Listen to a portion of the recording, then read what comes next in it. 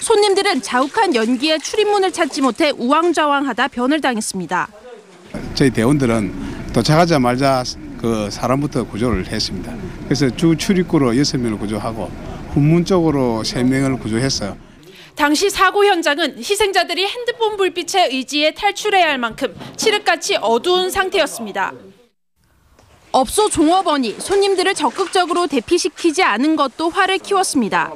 종업원은 화재 경보음을 듣고 손님들이 있던 방의 문만 두들기며 피하라고 했을 뿐 안으로 들어가 위험을 알리지는 않았습니다. 노래방 기계 소리에 손님들이 종업원이 외치는 소리를 듣지 못한 것도 원인이었습니다. 오늘 희생자들은 최근 새로 생산한 선박에 시운전을 자축하는 모임을 갖던 중 변을 당한 것으로 알려져 안타까움을 더하고 있습니다. 희생자들이 다니던 진세조선 측은 부사장을 위원장으로 하는 비상대책위원회를 구성해 사태 수습에 나서고 있습니다. MBC 뉴스 윤파란입니다.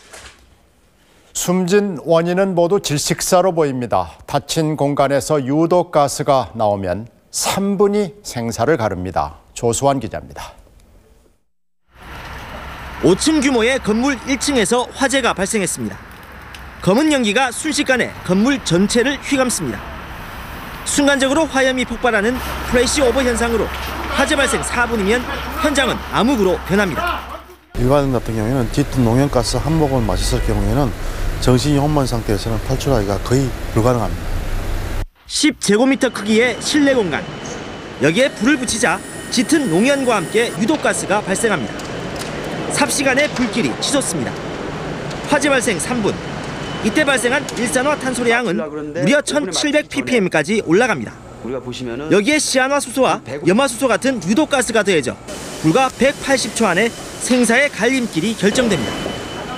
유독가스를 다량 흡입을 하고 그런 다음에 열까지 된다 그러면 특히 그 노약자라든지 그다음에 어린이 같은 경우라든지 그런 사람들은 피난할 수 있는 그런 그 자체가 불가능하다는 거죠.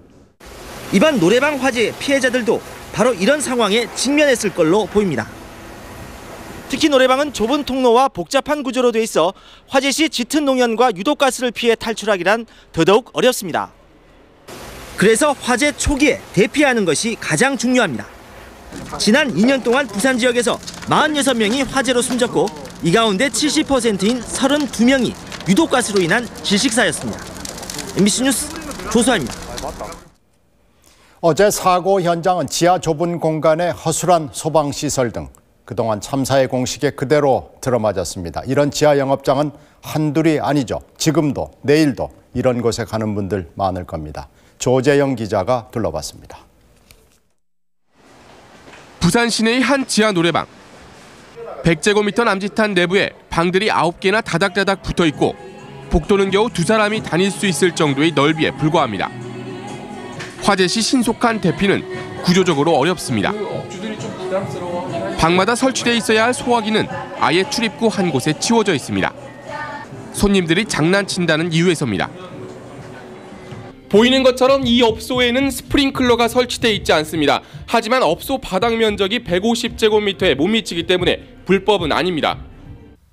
현행법상 바닥 면적이 150제곱미터 이상인 업소에만 스프링클러를 설치하도록 돼 있기 때문입니다.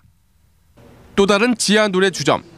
방마다 설치돼 있어야 할 휴대용 비상 조명 등을 찾아볼 수 없습니다. 화재 시 어둠을 뚫고 출입구를 찾기가 불가능한 상태입니다.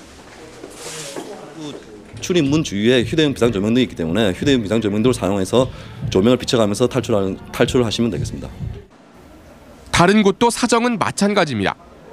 비상구 계단은 좁고 가파른 데다 그나마 문이 잠겨 있는 곳이 많습니다. 특히 노래주점 방마다 설치된 소파는 불에 탈 경우 치명적인 유독가스를 내뿜지만 관련 규정은 아직까지 마련돼 있지 않습니다. 이처럼 지하 노래주점은 구조적으로 화재에 취약해 어제와 같은 참사가 언제든 또다시 발생할 소지를 안고 있습니다. MBC 뉴스 조지영입니다.